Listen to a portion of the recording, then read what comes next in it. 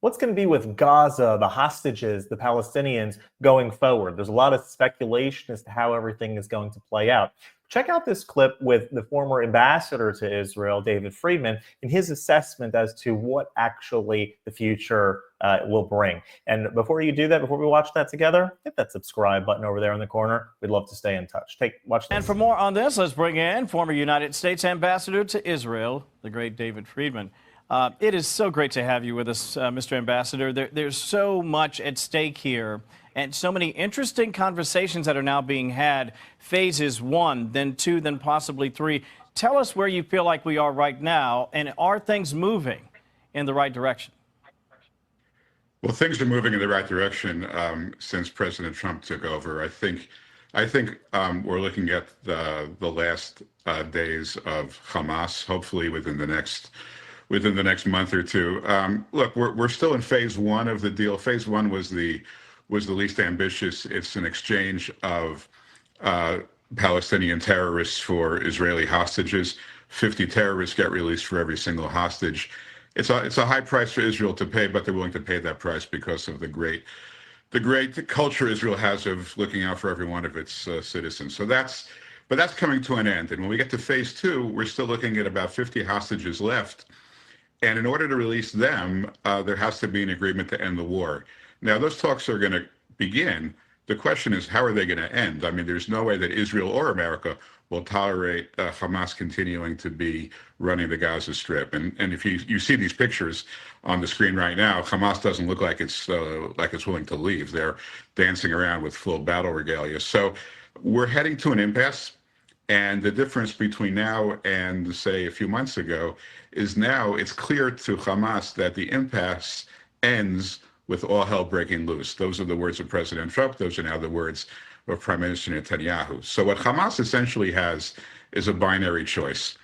They can leave the Gaza Strip with all the Gaza civilian population. They'll go somewhere else.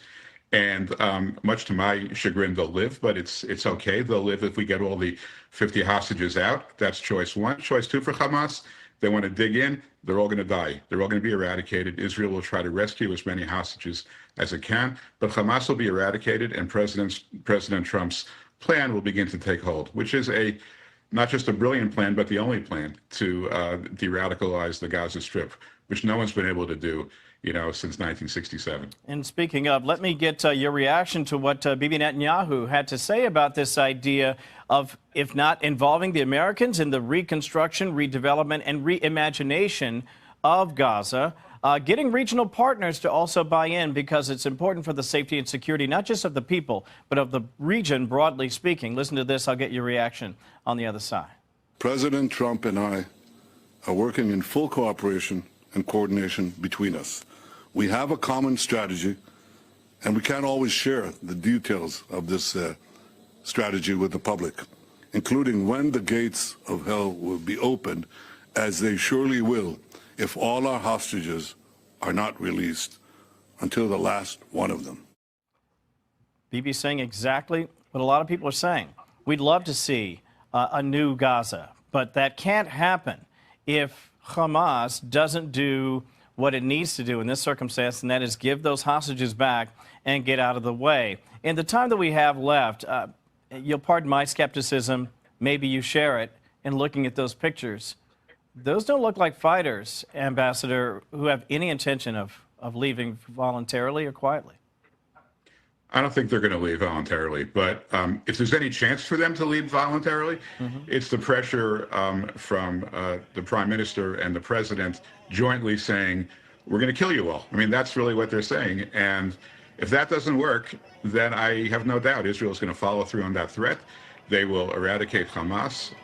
They will move out the population, which is necessary both from a humanitarian perspective and because the population, unfortunately, is now completely de-radicalized. All these people that you're seeing in that picture, they voted for Hamas, they support Hamas, they cheered, gave out candies when Jewish children were being burned and women were being raped. I mean, this population has to kind of be dispersed, and then I think something, better can replace it. But at this point, I think I'm just so gratified that we have a president and a prime minister who are speaking, the same message. It's a very harsh message to Hamas, and it's the message that they need to hear. Got to get out of there. There's just no way around it. If they don't get rid of them, we'll continue to have what we have had for 40 or 50 years. And I for one, and I'm sure you feel this way as well, I am encouraged that we have a president and leaders now in the region who at least are approaching this perhaps in a very meaningful and different way. Mr. Ambassador David Friedman, thank you so much for your time today. We certainly appreciate it. Have a great weekend. Thanks, Kevin. Thanks for having me. You bet. In every other situation in human life, the idea is that if you try the same thing over and over, expecting different results, that's the definition of insanity. Except when it comes to the Israel-Palestine view. You try the same thing over and over, quote-unquote two-state solution, diplomacy, all of these different things, agreements, handshakes, and then it winds up getting broken. We do need some sort of different plan. Not saying that President Trump's is going to be the one that actually comes into effect, but it is something outside the box, and we do need outside the box sort of thinking in order to resolve this issue. If you like this content overall, hit that subscribe button over there in the corner. We'd love to stay in touch. Take care.